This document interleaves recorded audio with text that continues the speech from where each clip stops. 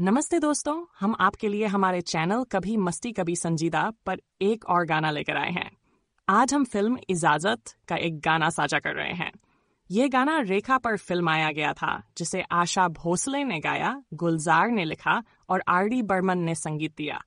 नसीरुद्दीन शाह का किरदार सबसे पहले संजीव कुमार को ऑफर किया गया था। अनुराधा पटेल का किरदार सबसे पहले स्मिता पाटिल को ऑफर किया गया था, लेकिन दुर्भाग्यवश जब तक फिल्म की शूटिंग शुरू हुई, दोनों इस दुनिया में नहीं रहे। तो चलिए इस गाने की कुछ पंक्तियां सुनते हैं।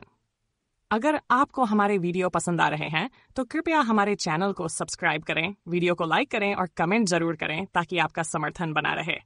धन्यवाद।